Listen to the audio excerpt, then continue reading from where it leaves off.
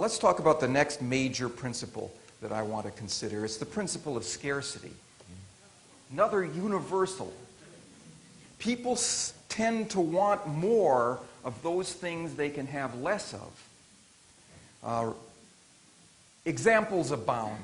Remember the Cabbage Patch Kids craze of a number of years ago? People at auction in Texas purchasing these dolls for $900 a piece when you could buy them in the store for $23, but they weren't available in the store. And so the scarcity conferred value on them.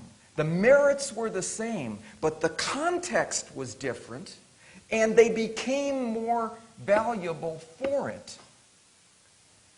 Since then, there have been an array of these kinds of things. Beanie Babies and Tickle Me Elmo and Furbies, and last year it was PlayStation, and this year it's that, what is it, the Cube or the box? Right. The Game Boy, right. People are going to go a little crazy trying to acquire these things because they're not readily acquirable.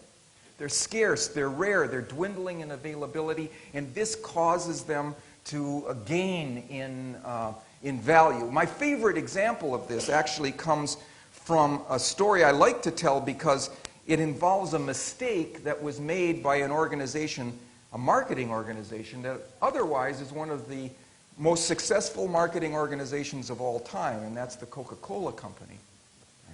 Remember what happened in the late 1980s? Maybe not all of you remember, but in the late 1980s, when the Coca-Cola Company decided that it was going to take away from us the taste of classic Coke and replace it with this new Coke.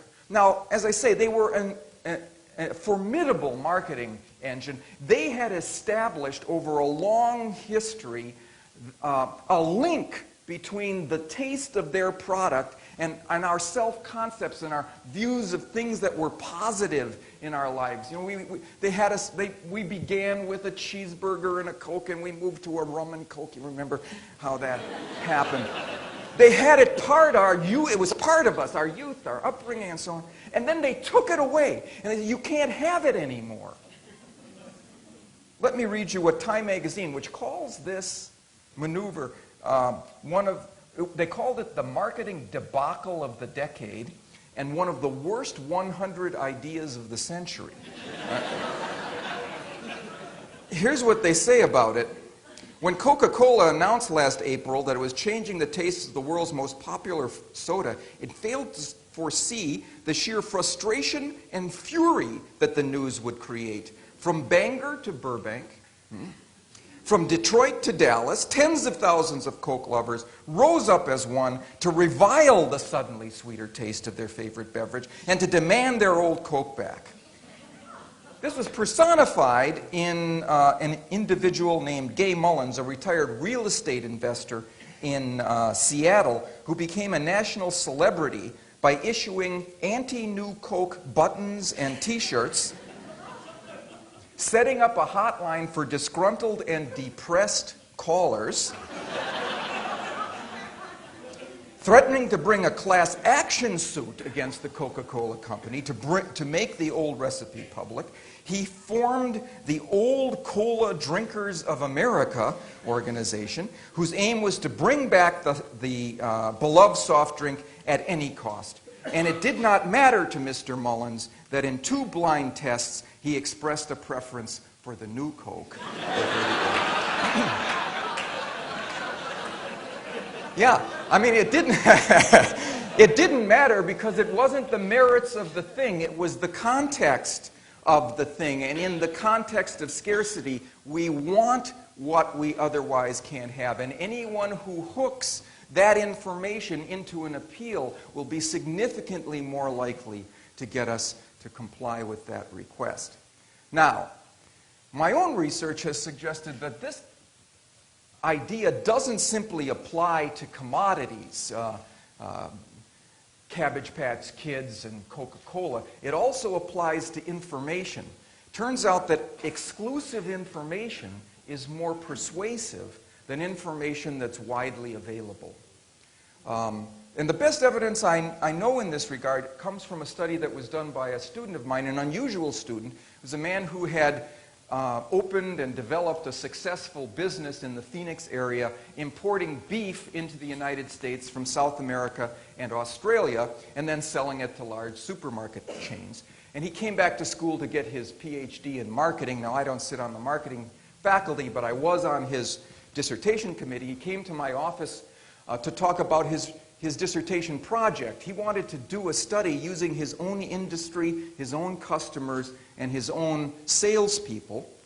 And we began to talk about the research that showed that people find scarce commodities more attractive, and they find exclusive information more persuasive.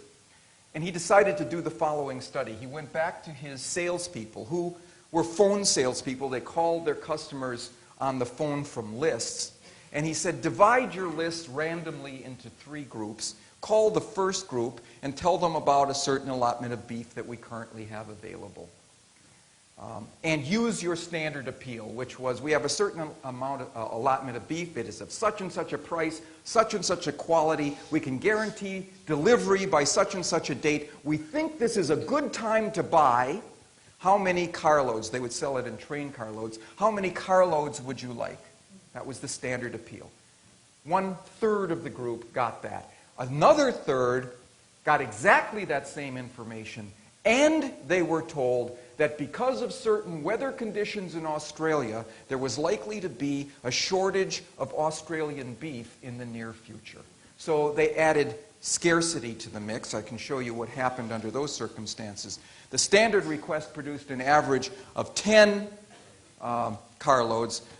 Adding scarcity more than doubled it. But I'll bet everybody in this room would have guessed that, because we all have a kind of intuitive sense of the way that scarcity works on us. What was interesting about this study for me was what happened to the third group. They were told about the allotment of beef. They were told about the impending shortage of Australian beef, and they were told, this information comes to us from our exclusive sources in the Australian National Weather Service. No one else has this information yet. So this was the scarcity double whammy, wasn't it? Not only was the beef scarce, the information that the beef was scarce was scarce. And let me show you what happened. 600% increase. 600% increase. And this man said, you know, Dr. Cialdini, I've been in business for 9 years. We've never known how to use this. There have been circumstances in the past where we've gotten this information. This, by the way, was true. It was all true. There was an impending shortage. They did have contacts in Sydney to pass this information on. He said, we've just been fumbling this away for 9 years. Okay, so knowing the science of this can produce enormously different consequences. Okay.